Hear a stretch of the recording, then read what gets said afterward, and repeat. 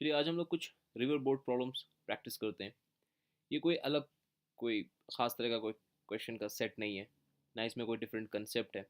Simple जो हमने relative motion सीखा है बस उसका ही जस्ट एक एप्लीकेशन है। पता नहीं इतना फेमस क्यों है ये, जस्ट बिकॉज शायद कभी आईआईटी में क्वेश्चन आए हुए हैं इसके ऊपर, और एच सी वर्मा बुक में भी कुछ क्वेश्चन दिए हुए हैं। बहुत ही सिंपल सा कंसेप्ट है, जस्ट लॉजिक अप्लाई करनी है, सारे क्वेश्चन आप इस तरह के कर लेंगे आराम से। तो पहले हम एक काम करते हैं, पहले हम देखते हैं सिंपल एक लेक को ना, जहाँ पे पानी रेस्ट पे होता है।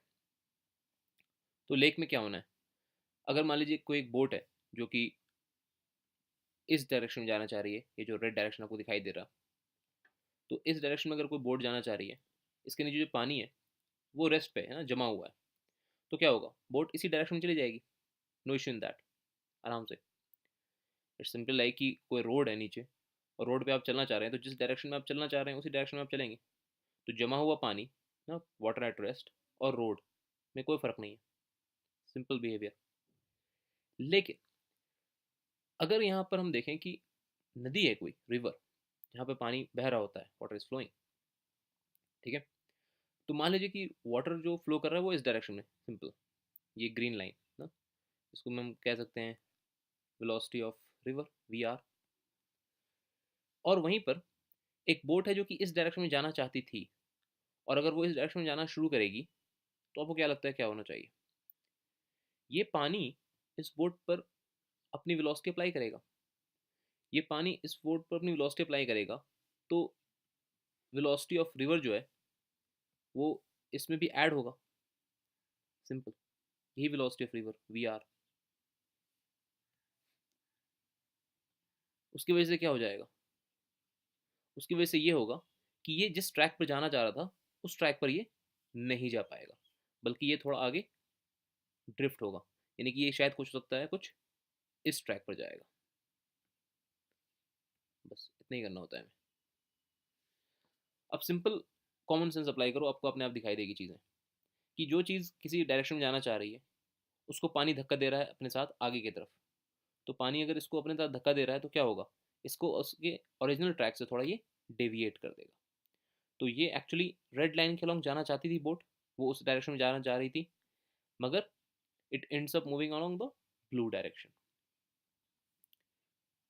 आप इस चीज़ को पानी के बाहर भी देख सकते हैं।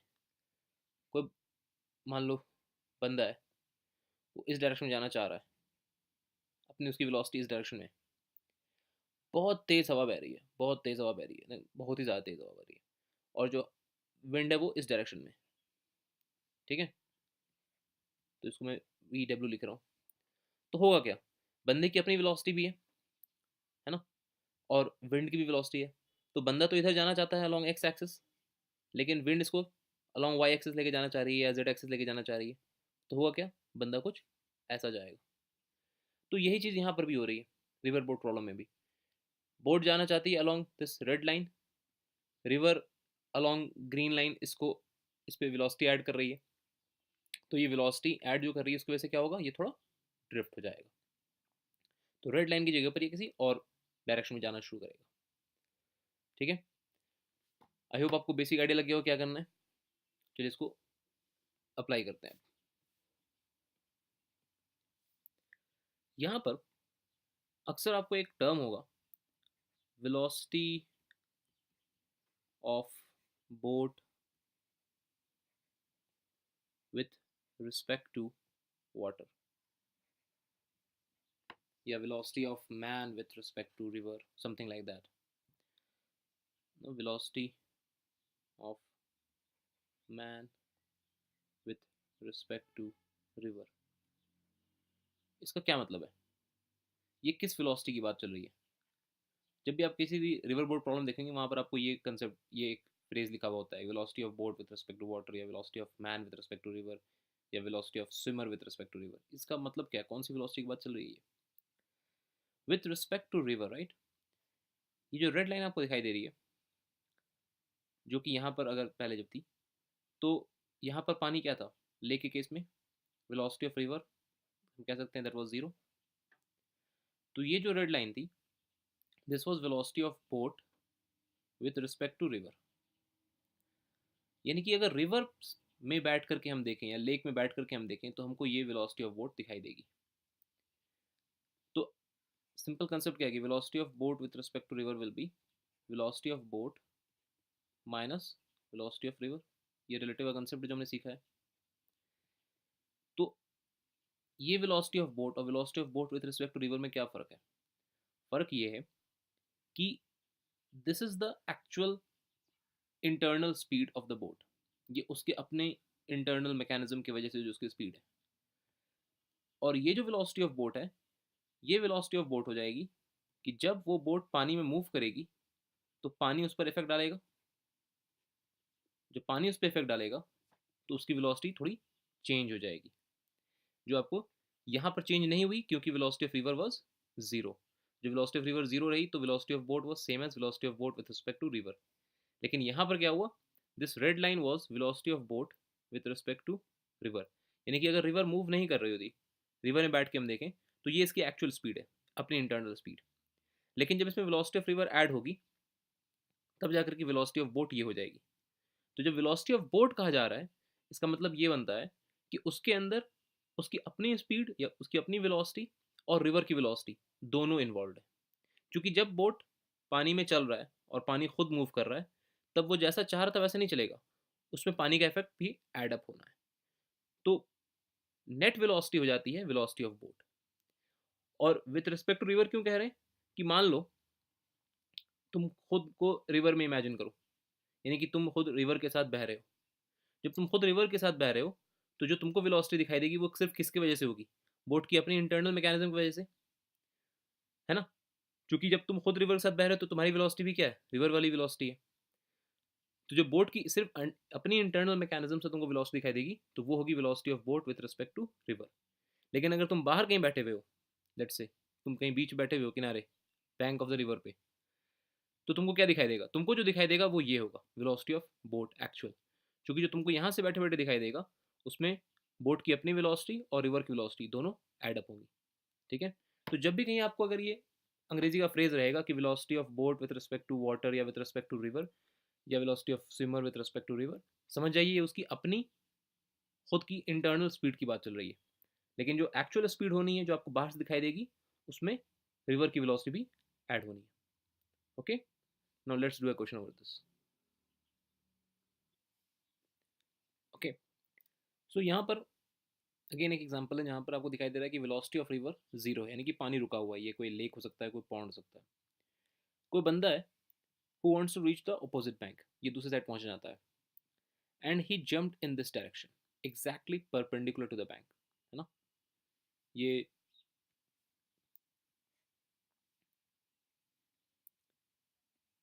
90 डिग्री पे जंप किया उसने बैंक के रिस्पेक्ट में। तो फिर वो पहुंचेगा कहाँ पे? वो पहुंचेगा ठीक इस पॉइंट पे, यानी कि जहाँ से उसने जंप किया ठीक उसी के ऑपोजिट पॉइंट पर सीधा गया। तो इस केस में हम क्या कह सकते हैं, ये जो velocity of man with respect to river है, ये क्या कौन सी वेलोसिटी है? ये उसकी अपनी मसल्स वेलोसिटी, उसकी अपनी खुद के ताकत की वजह से जो उसके पास वेलोसिटी है, ये वो वेलोसिटी है। तो यानी कि हम कह सकते हैं velocity of man with respect to river is velocity of man minus velocity of river. तो वेलोसिटी ऑफ रिवर तो इस केस में जीरो है, यानी कि सीधा velocity of man with respect to river will be equal to just velocity of man. इन दोनों वेलोसिटी का सेम होने का मतलब क्या है कि अगर आप इसको पानी के अंदर जाकर देखिए, आप खुद को जाकर के पानी में बैठा लो, तुमको दूसरे पर्सन हो सी या खुद को पानी में बैठा लो, तुम्हें क्या दिखाई देगा? तुम्हें सिंपली दिखाई देगा कि ये सीधा जा रहा है। और अगर तुम बाहर भी जाके बैठो, रिवर के बैंक में बैठो, तब भी तुमको ये दिखाई देगा कि सीधा जा रहा है। तो ये जो तुमको बाहर से दिखाई दे रहा है ये इसकी एक्चुअल खुद टोटल स्पीड है वी। और जो तुमको ये पानी से दिखाई दे रहा है ये तुमको जो दिखाई देगा वो सिर्फ उसकी velocity of man with respect to river. लेकिन ये दोनों तुमको सेम क्यों दिखाई देंगे? क्योंकि तुम खुद मूव नहीं कर रहे हो। क्योंकि तुम जिस पानी बैठे हुए हो पानी स्टैगनेंट है, रुका हुआ है, तो तुम्हारी खुद की वेलोसिटी जीरो है। ये वी आर के जीरो होने की वजह से हो रहा है कि तुमको दोनों चीज़ें सेम दिखाई दे रही हैं। लेकिन यहाँ पे अगर आप बाहर बैठोगे, यहाँ पे इस केस में क्या है, water is flowing, there is some velocity of river. तो ये वेलोसिटी ऑफ रिवर इस बंदे पे भी एक्ट करेगी ना, ये इसको अपने साथ ड्रैग करेगी। तो अगर बंदा सीधा जंप किया था तो his velocity was perpendicular to velocity of river, just like the previous case. लेकिन रिवर इसको क्या करेगा, अपने साथ खींचेगा, अपने साथ बहा के लेके जाएगा। सिंपल वर्ड में, जो अपने साथ बहा के लेके जाएगा। तो अगर ये ऑपोजिट बैंक की तरफ टारगेट करके इसने जंप किया था, ये कभी भी यहाँ पे नहीं पहुँच पाएगा। ये किधर पहुँचेगा, ये ड्रिफ्ट होकर कुछ ऐसा पहुँचेगा। तो सिंपली यहाँ पे क्या हो रहा है, वेक्टर एडिशन ही तो हो रहा है। यानी कि अगर हम कह सकते हैं that velocity of man with respect to river is velocity of man minus velocity of river। इसका मतलब velocity of man क्या हो गया, velocity of man with respect to river plus velocity of river। यानी कि ये जो स्पीड आपको दिखाई देगी, ये इस बंदे को जो दिखाई देगी स्पीड, velocity of man, ये क्या दिखाई देगी, इसकी अपनी मसल स्पीड प्लस रिवर की वेलोसिटी एडेड अप, ये हो जाएगा velocity of man. Okay, I hope इस एग्जांपल से आपको क्लियर हो गया हो कि पानी जस्ट क्या करता है, अपने साथ बहा के लेके जाता है। जिस डायरेक्शन में जो बंदा खुद जंप किया है उसको उसके साथ ड्रिफ्ट करता है। और दूसरी इंपॉर्टेंट बात यह है कि हमें क्वेश्चन के वर्ड समझने हैं। तो क्वेश्चन में जो दिया होगा वो हमेशा ऐसे दिया होगा कि velocity of man with respect to river या विथ रिस्पेक्ट टू वाटर। उसका सिंपल मतलब होता है कि वो उसकी अपनी मसल स्पीड की बात चल रही है। जस्ट उसमें आप वेलोसिटी ऑफ रिवर ऐड कर दीजिए, आपको नेट वेलोसिटी मिल जाएगी। Okay, now let's do a question. So there is a river which is 400 meter wide and velocity of river is 2 meter per second। पानी जो बह रहा है 2 मीटर पर सेकेंड से इस डायरेक्शन में बह रहा है। और there is a man who has jumped perpendicular to the flow of river। ठीक है, perpendicular to the flow of river दिखाई दे रहा है आपको कैसे, सीधा फ्लो ऑफ रिवर इधर है और उसने रिवर के परपेंडिकुलर जंप किया और उस बंदे की स्पीड दी हुई है 10 मीटर पर सेकेंड। यानी कि velocity of man with respect to river आपको दिया हुआ है 10 मीटर पर सेकेंड। अब अब आप खुद समझ गए इस बात को कि बंदा जो है वो सीधा इस पॉइंट पे तो नहीं पहुंचेगा, वो डेफिनेटली ड्रिफ्ट होगा पानी की वजह से। तो वो पानी उसको थोड़ा अपने साथ कैरी करेगा, तो यानी कि वो कुछ किधर पहुंचेगा, वो कुछ ऐसा इस डायरेक्शन में जाएगा। ठीक है, तो हमें पहले बताना है कि how much time will he take to cross the river. River को क्रॉस करने में उसको कितना टाइम लगेगा। तो रिवर क्रॉस करने में जो टाइम लगेगा, तो ये सिंपल एक 2 डायमेंशनल क्वेश्चन है और हम 2 डायमेंशन का कंसेप्ट अप्लाई करें। तो 2 डायमेंशन में क्या सीखा था कि अगर 2 डायरेक्शन है, मान लो एक एक्स डायरेक्शन है, एक आपकी जेड डायरेक्शन है, तो हमें क्या करना चाहिए, किसी एक डायरेक्शन सॉल्व करना चाहिए जिसके अलॉन्ग हमारे पास इन्फॉर्मेशन है। तो एक्स के अलॉन्ग वो बंदा कितना मूव करेगा, ये तो हमारे पास बिल्कुल हमें मालूम नहीं है कि एक्स के अलॉन्ग वो बंदा कितना मूव करेगा। लेकिन इतना हमें डिफरेंटली पता है कि जब वो यहाँ से दूसरे बैंक तक पहुँचेगा तो उसका जेड के अलॉन्ग मूवमेंट कितना होना है, 400 मीटर। तो हम क्या करना चाहिए, हमें जेड एक्सिस को सॉल्व करना चाहिए। तो जेड एक्सिस को अगर हम सॉल्व करें तो बंदे की एक्चुअल वेलोसिटी वी एम ऐसी कुछ है, लेकिन जेड एक्सिस के अलॉन्ग उसकी वेलोसिटी क्या है, जेड एक्सिस के अलॉन्ग उसकी वेलोसिटी जस्ट होगी 10 मीटर पर सेकेंड, जो उसकी अपनी खुद की मसल स्पीड है। तो टाइम क्या हो जाना चाहिए कि velocity of man with respect to river into T should be equal to 400। यानी कि टाइम हो जाएगा 400/10, यानी simple 40 seconds, as simple as that. तो टाइम हमको निकालने के लिए इस वेलोसिटी ऑफ मैन का हमने कौन सा कॉम्पोनेंट इस्तेमाल किया, जेड कॉम्पोनेंट। तो इसको जस्ट आप 2 डायमेंशनल क्वेश्चन जैसा ट्रीट करो कि वेलोसिटी ऑफ मैन कुछ ऐसी थी। ये वेलोसिटी ऑफ मैन के अंदर 2 कॉम्पोनेंट है ना, एक तो इसका अपना component which is along Z axis जो उसकी अपनी मसल स्पीड है, दूसरा रिवर का कॉम्पोनेंट विच इज 2। ये 2 कॉम्पोनेंट ही मिलकर के तो वेलोसिटी ऑफ मैन बने हैं। यानी कि हम वेलोसिटी ऑफ मैन को चाहें तो कैसे लिख सकते हैं, हम इसको लिख सकते हैं 2i and plus let's say इसको पॉजिटिव जेड डायरेक्शन मान लें तो प्लस 10k, क्योंकि velocity of man is simply velocity of man with respect to river plus velocity of river. तो हर क्वेश्चन बहुत आसानी से हो जाएगा क्योंकि आपको वेलोसिटी ऑफ रिवर की अपनी डायरेक्शन दी हुई होगी, velocity of man with respect to river की अपनी डायरेक्शन दी हुई होगी। इस केस में क्या हुआ, velocity of man with respect to river सीधा परपेंडिकुलर है, तो जस्ट 2i प्लस 10k। तो कितना टाइम लगेगा उसको यहाँ से यहाँ जाने में, वो तो रिवर डिसाइड कर ही नहीं रहा, क्योंकि रिवर का वेलोसिटी क्या है, रिवर की वेलोसिटी परपेंडिकुलर है इस डायरेक्शन के। तो हमने क्या सीखा है, all the axes are independent of each other, और जो परपेंडिकुलर एक्सेस होते हैं वो कोई इफेक्ट डालते ही नहीं है। तो टाइम इस बात पर डिपेंड करेगा कि उसकी velocity perpendicular to the flow of river कितनी है, जो उसकी अपनी मसल स्पीड है, यानी कि वो हो गया 40 सेकेंड्स। हमारा दूसरा पार्ट है how much will he be drifted along the river, यानी कि इसका एक्स डायरेक्शन में अलोंग डिस्प्लेसमेंट कितना होगा। हमने ऐसा क्वेश्चन भी सॉल्व किया हुआ है जहाँ पर हम पहले एक एक्सेस से टाइम निकाल देते हैं और दूसरे एक्सेस के लिए क्या कर देते, उस स्पीड से मल्टीप्लाई कर देते थे। तो जितना देर वो के लिए वो तैर रहा है, वो टाइम क्या है, वो 40 सेकेंड्स है। तो एक्स के अलॉन्ग जो डिस्प्लेसमेंट होना है वो किस बात पर डिपेंड करना है, उसकी velocity along x into time, और एक्सेलरेशन जैसा कुछ कहीं पर है ही नहीं।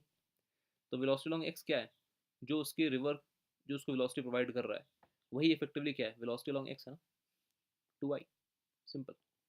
यानी कि 2 इंटू 40, दैट इज 80 मीटर। ये हमारा आंसर हो गया। तो बस ऐसे ही सॉल्व करना है हमें, कॉम्पोनेंट वाइज देखना है। एक कॉम्पोनेंट अलॉन्ग एक्स आएगा, दूसरा कॉम्पोनेंट परपेंडिकुलर आएगा। परपेंडिकुलर वाले कॉम्पोनेंट से हमें टाइम मिल जाएगा क्योंकि हमको विड्थ ऑफ रिवर दिया हुआ है, और उतना ही टाइम तक के लिए वो तैर रहा है पानी में, तो पानी के पास भी उतना ही टाइम उसको आगे ड्रिफ्ट कराने के लिए। तो उसकी वेलोसिटी अलॉन्ग एक्स जो कि पानी खुद प्रोवाइड कर रहा है into time, that is 80 metre, simple. Let's do another. So guys, इस बार हमारे पास केस ये है कि एक रिवर है 500 मीटर वाइड, जो कि खुद फ्लो कर रही है at the rate of 5 kilometre per hour. एक बंदा है जिसकी अपनी स्पीड है velocity of man with respect to river, यानी कि उसकी अपनी muscle speed, that is 3 kilometre per hour. तो जाहिर सी बात है जब वो जंप करेगा पानी में तो पानी उस पर इफेक्ट डालेगा। आपसे कहा जा रहा है कि वो जो जंप किया पानी में, that his direction is making an angle theta with the flow. आपको दिखाई दे रहा है डायग्राम से क्लियरली कि वो जंप किया at angle making an angle theta with the flow. तो आप खुद अज्यूम कर सकते हैं कि वो एक्चुअल में किधर जाएगा, पानी उस पर इफेक्ट डालेगा तो वो कुछ इसके बीच से निकलेगा, यानी कि वो इधर जाना चाह रहा था सीधा, लेकिन पानी उसको अपने साथ ड्रैग करेगा तो वो ड्रिफ्ट करेगा। ड्रिफ्ट करेगा तो वो जाहिर सी बात है सीधा जाने की जगह पर थोड़ा डिफरेंट एंगल पर जाएगा। ओके, अब हमें सिंपल सॉल्व करना है कि how much time will take to cross the river. अब हमें इतना डायग्राम में जाना भी नहीं है, हमें सोल्यूशन हमारा सिंपल है, कितनी देर में वो रिवर क्रॉस करेगा। ओके, तो रिवर क्रॉस करेगा अगेन दो डायरेक्शन में स्प्लिट करें, एक हमारा एक्स, दूसरा हमारा जेड। एक्स के लॉन्ग तो हमें कुछ मालूम ही नहीं है, तो सिंपली जेड को सॉल्व करते हैं। तो जेड के लॉन्ग उसका डिस्प्लेसमेंट क्या होना है, जब भी वो अपोजिट बैंक पे पहुंचेगा तो जाहिर सी बात है वो चाहे जहाँ भी पहुंचे, लेट्स से कि अगर वो ऑब्वियसली इस डायरेक्शन को फॉलो करता हुआ जाएगा तो वो कुछ यहाँ पहुंचेगा, है ना। तो जब भी जहाँ भी वो पहुंचेगा अपोजिट बैंक पे, उसका जेड के लॉन्ग डिस्प्लेसमेंट क्या होना है, 500। तो हमें अगली चीज़ क्या निकालनी चाहिए, वेलोसिटी ऑफ मैन का जेड कॉम्पोनेंट, है ना। तो जेड कॉम्पोनेंट क्या है उसका, आप खुद देखो कि उसकी एक्चुअल वेलोसिटी इस रेड लाइन के लॉन्ग है। अब ये वेलोसिटी आ कहाँ से रही है, दो ही जगह से आ रही है। हमें पता है वेलोसिटी ऑफ मैन में है क्या, एक तो velocity of man with respect to river, उसकी अपनी मसल स्पीड, दूसरी वेलोसिटी ऑफ रिवर। तो वेलोसिटी ऑफ रिवर तो एक्स के लॉन्ग है ना दोस्त, उसका तो कोई कंपोनेंट नहीं जाएगा जेड के लॉन्ग, है ना। तो कौन सा कंपोनेंट जाएगा, जो कंपोनेंट अवेलेबल है वो क्या है, वो उसका अपना कंपोनेंट, बट वो भी पूरा नहीं है। 3 किलोमीटर पर आवर पे आप देख रहे हैं, 3 किलोमीटर पर आवर, यानी कि इस चीज़ को अगर मैं फिर से यहाँ पे ड्रॉ कर दूँ जस्ट, तो velocity of man with respect to river that's 3 kilometre per hour, और उसने जंप किया इस बार थीटा एंगल पे, यानी कि इस वेलोसिटी का जेड कंपोनेंट क्या होगा, that will be, this z component will be what, vmr sin theta, यानी कि velocity of man with respect to Z हमारे पास क्या है बेसिकली, दैट इज सिंपली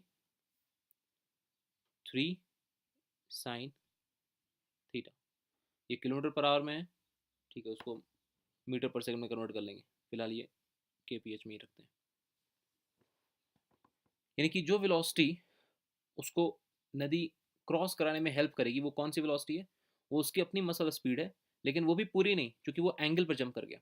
पिछले क्वेश्चन में क्या होता, पिछले क्वेश्चन में परपेंडिकुलर था वो, इसलिए उसकी पूरी वेलोसिटी मिल रही थी अलॉन्ग जेड एक्सिस। अभी वो एक एंगल पर जंप किया है, तो इसका एक कंपोनेंट अवेलेबल है ना सिर्फ हमारे लिए, तो जस्ट वो कंपोनेंट अवेलेबल है, यानी कि वी एम जेड बेसिकली क्या है, जस्ट वी एम आर का साइन कंपोनेंट। तो अगर मैं ऐसे लिखूं जस्ट आपको और क्लियरली दिखाने के लिए। तो वी एम आर को हम क्या लिख सकते हैं? वी एम आर को हम लिख सकते हैं 3 cos θ i प्लस 3 sin θ के, है ना, cos θ i sin θ के, प्लस वी आर है, वी आर क्या है, वी आर तो 5i है। तो बेसिकली आई को हम एक साथ कर लें अगर, तो 3 cos θ plus 5i plus 3 sin θ के। तो इस दफ़ा क्या हुआ, वेलोसिटी ऑफ मैन की फाइनली ये दो contribution, velocity of man with respect to river की हमने दो कंपोनेंट ब्रेक कर लिए। तो ये जो कंपोनेंट हमें मिला, this is totally along x axis and this component is along Z axis. तो जेड एक्सिस के जो कंपोनेंट अवेलेबल है वो उसकी खुद की वेलोसिटी का एक साइन कंपोनेंट है, यानी कि एक्स के लॉन्ग वेलोसिटी अब रिवर की तो थी ही, साथ में उसकी खुद की भी है ना। तो जो एक्स के लॉन्ग जब जाएगा तो उसमें रिवर का तो कंट्रीब्यूशन है, साथ में उसका खुद का भी कंट्रीब्यूशन है। ओके, तो कोई नया चीज़ नहीं कर रहे हैं हम, जस्ट जो हमने वेक्टर सीखा है उसको रिजॉल्व कर दिया, जेड अलग मिल गया, एक्स अलग मिल गया। तो टाइम के लिए हम क्या कर सकते हैं, टाइम निकालने के लिए सिंपली ये 500 मीटर्स था, इसको किलोमीटर कन्वर्ट कर देते हैं। तो किलोमीटर में कन्वर्ट करेंगे तो क्या हो जाएगा, ये हो जाएगा सिंपली 500/1000 यानी कि हाफ डिवाइड बाई 3 sin θ यानी कि 1/6 sin θ। इतने आवर्स लगेंगे, ये किलोमीटर पर आवर में कन्वर्ट हो गया। तो 1/6 sin θ इज़ योर टाइम। तो टाइम जो हमें लगेगा that is 1/6 sin θ hours. Simple, just हमें चाहिए था velocity of man along Z, that is just 3 sin θ। फिर हमें निकालना है what is the shortest time to cross. Shortest time क्या हो सकता है, आपके पास यही टाइम है ना, टाइम इज 1/6 sin θ। ये शॉर्टेस्ट कब हो सकता है, 1/6 sin θ। ये ओवरऑल टाइम शॉर्टेस्ट होने के लिए 6 sin θ को क्या होना, सबसे बड़ा होना चाहिए डिनोमिनेटर को, और डिनोमिनेटर सबसे बड़ा कैसे हो सकता है, व्हेन sin θ इज मैक्सिमम। तो जब sin θ मैक्सिमम है यानी कि sin θ इज 1, जब sin θ 1 है तो यानी कि थीटा क्या है, थीटा इज 90 डिग्री। उस केस में time will B shortest which will be 1/6। इस चीज़ का ध्यान देखिए कि शॉर्टेस्ट टाइम को पाने के लिए, शॉर्टेस्ट टाइम को पाने के लिए हमें क्या करना पड़ा, डिनोमिनेटर को सबसे बड़ा करना पड़ा, यानी कि थीटा को 90 डिग्री करना पड़ा। थीटा जब 90 डिग्री हो जाएगा तो यानी कि बंदा किधर जंप किया, इसका मतलब बंदा जो जंप किया, बंदे को जंप कराना पड़ेगा इस डायरेक्शन में, क्योंकि जब बंदा इस डायरेक्शन में जंप करेगा तो होगा क्या, उस केस में ये होगा कि उसकी सारी मसल स्पीड, उसका सारा पावर, सारी ताकत उसकी इसी डायरेक्शन के लॉन्ग जाएगी। जब इसी डायरेक्शन के लॉन्ग जाएगी तो जेड के लॉन्ग मैक्सिमम कंपोनेंट मिलेगा, यानी कि उसको अपने पूरा कंपोनेंट जेड के लॉन्ग मिलेगा। यानी कि जो 3 cos θ कंपोनेंट है ये खत्म हो जाएगा, there will be only 3 sin θ।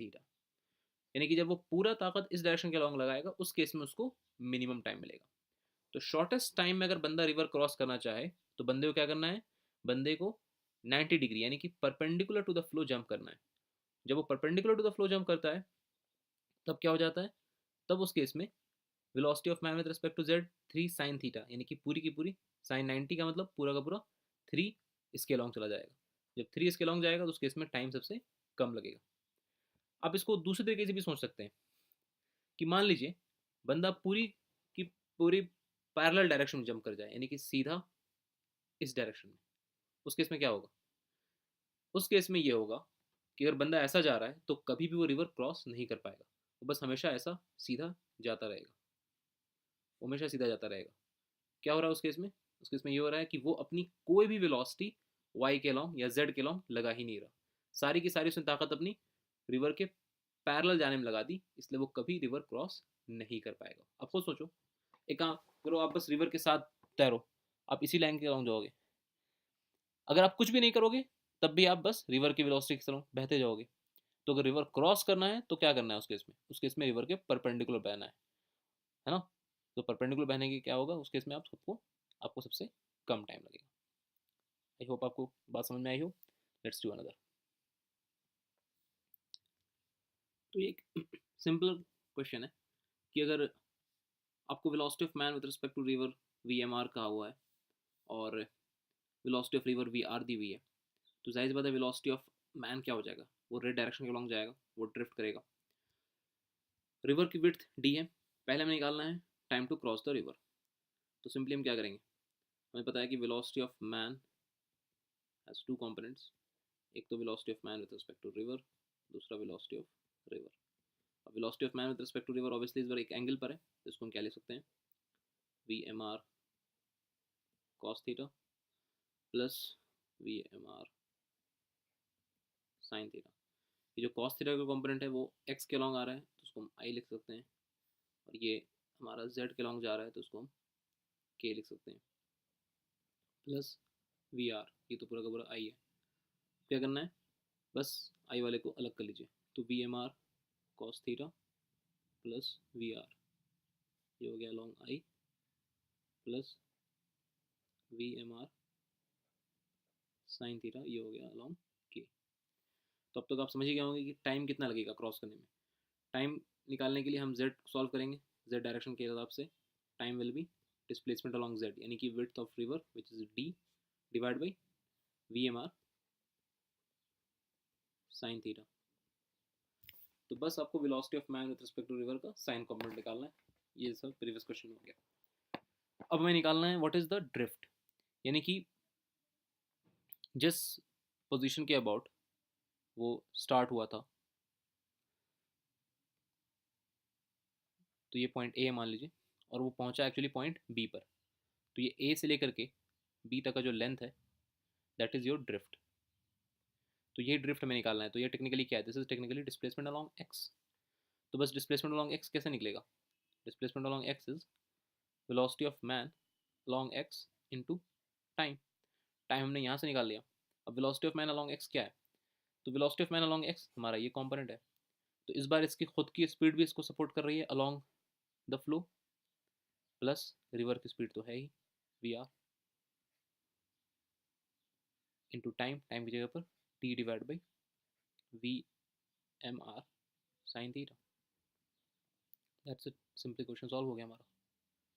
तो जस्ट टाइम निकालने के लिए आपको वेलोसिटी ऑफ मैन का जेड कॉम्पोनेंट देखना चाहिए, या बेसिकली रिवर के परपेंडिकुलर कॉम्पोनेंट देखना चाहिए, और डिस्प्लेसमेंट निकालने के लिए अलॉन्ग रिवर कॉम्पोनेंट देखना चाहिए जो टोटल आएगा, और उसको टाइम से मल्टीप्लाई कर देना है।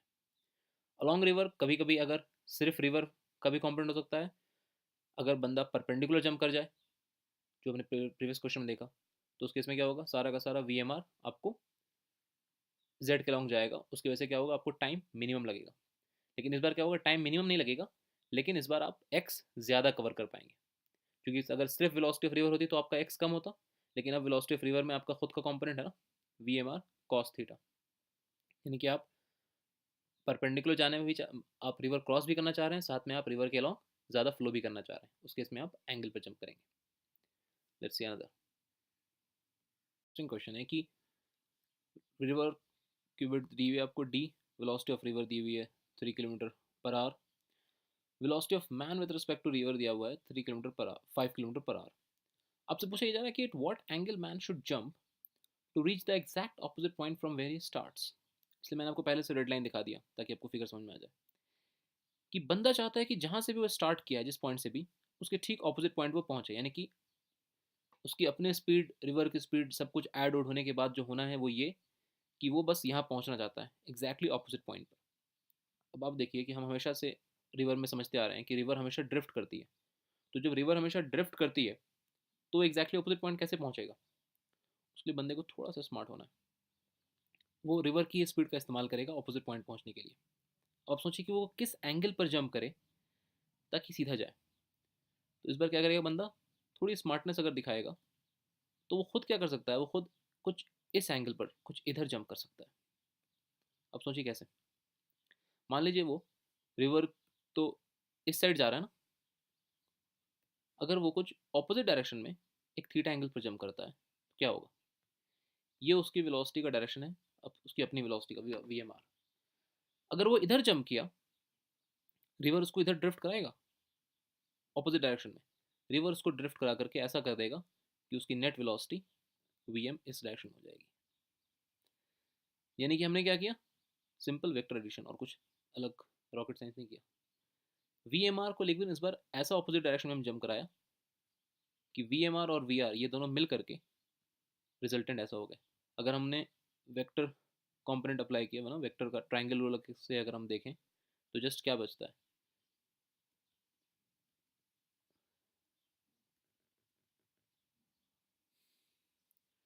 तो ये हमारा रिजल्टेंट है ऐसा। तो वी एम आर और वी आर ये दोनों मिल करके जो रिजल्टेंट वेक्टर दे रहे हैं वी एम, उसमें इतना सीधा ख्याल रखना है कि वो रिजल्टेंट वेक्टर ही सीधा बी से जा रहा है। यानी कि अगर वी आर हमारा ऐसा है और वी एम आर हमारा ऐसा है, बस रिजल्टेंट क्या हो रहा है इन दोनों का, इन दोनों के बीच से जा रहा है।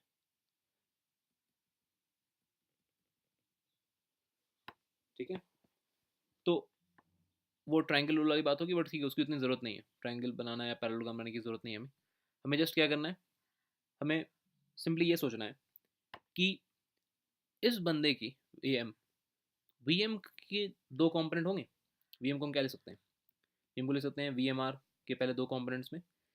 तो एक तो वी एम आर का कॉम्पोनेंट होगा हमारा वी एम आर, ये थीटा इधर, तो हम लिख सकते हैं V M R sine theta which is along K, जो जेड डायरेक्शन है अगर हमारा, इधर एक्स,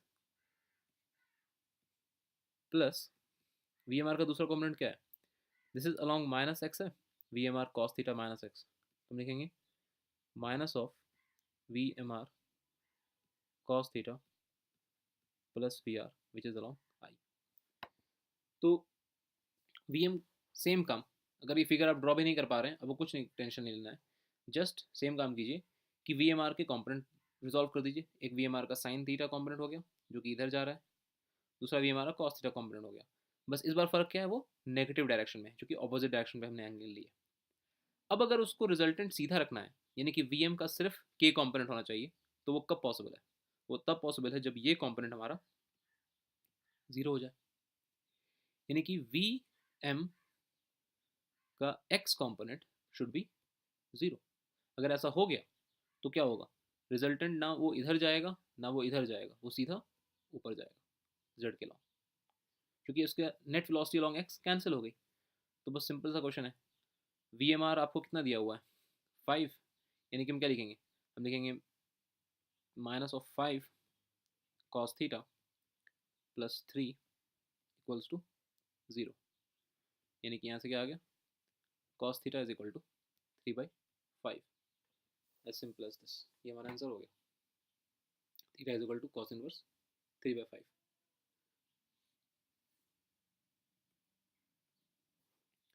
अगर हम चाहें इसको एंगुलर टर्म में लिखना तो भी लिख सकते हैं, हमें पता है कि कॉस थीटा इज 3/5, तो यहाँ से थीटा क्या हो जाएगा, थीटा हो जाएगा 53 डिग्री।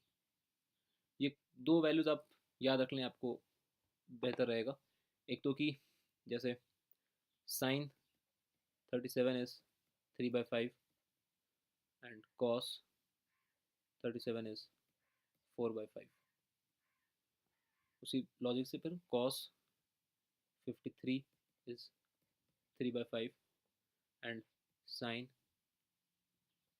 53 इज 4/5। ठीक है, ये अक्सर इस्तेमाल होती है ये एंगल्स। तो खैर, तो हमने समझ लिया कि अगर वो बंदा इधर से 53 डिग्री पर जंप करेगा तो क्या होगा, तो डिस्पाइट की रिवर फ्लो कर रही है, लेकिन क्या होगा, उसका खुद का एक्स कॉम्पोनेंट जो कि इधर जाता है ना, उसका खुद का एक्स कॉम्पोनेंट उसको रिवर ने कैंसिल कर दिया। अगर आपको टाइम निकालने का रहेगा, सेम रिडंडेंट काम हमारे लिए, time will be just what, D divide by V M R sine theta. Okay, observe किए कि जब बंदे को शॉर्टेस्ट टाइम चाहिए तो बंदे को हमने सीखा है कि वो बंदे को सीधा जंप करना चाहिए, ताकि ये साइन 90 का टर्म हो जाए और साइन 91 हो जाए और टाइम शॉर्टेस्ट हो जाए। तो शॉर्टेस्ट टाइम के लिए स्ट्रेट जंप चाहिए, लेकिन अगर शॉर्टेस्ट ड्रिफ्ट चाहिए, मतलब जो इस क्वेश्चन को हमने सॉल्व किया ताकि वो ठीक अपने ऑपोजिट पॉइंट पे पहुंचे, तो शॉर्टेस्ट ड्रिफ्ट के लिए, यानी कि शॉर्टेस्ट एक्स के लॉन्ग डिस्प्लेसमेंट के लिए, उसे किसी एंगल पर जंप करना पड़ जाएगा।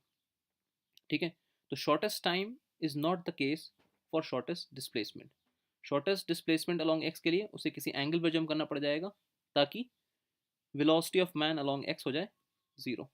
तो velocity of man along x 0, this is the case for shortest drift. ठीक है, तो ये दो अलग अलग सिचुएशन है। शॉर्टेस्ट टाइम के लिए परपेंडिकुलर जंप करना पड़ता है ताकि पूरी ताकत आप परपेंडिकुलर लगा सकें, बट शॉर्टेस्ट ड्रिफ्ट के लिए कुछ एंगल पे जंप करना पड़ता है ताकि आपकी वेलोसिटी का जो वी का जो एक्स कॉम्पोनेंट है वो पूरा का पूरा इस वी के कॉम्पोनेंट को कैंसिल कर पाए। सो गाइज यही होता है river boat problem. Just vectorly add कर दो, एक्स डायरेक्शन अलग अलग ले लो, जेड डायरेक्शन अलग ले लो, जेड को अलग सॉल्व करो, टाइम निकालना करो तो वहाँ से टाइम निकालो, वहाँ से फिर एक्स के लॉन्ग की वेलोसिटी से ड्रिफ्ट निकालने के लिए उसको मल्टीप्लाई कर दो। Okay, see you in next lecture. Thank you.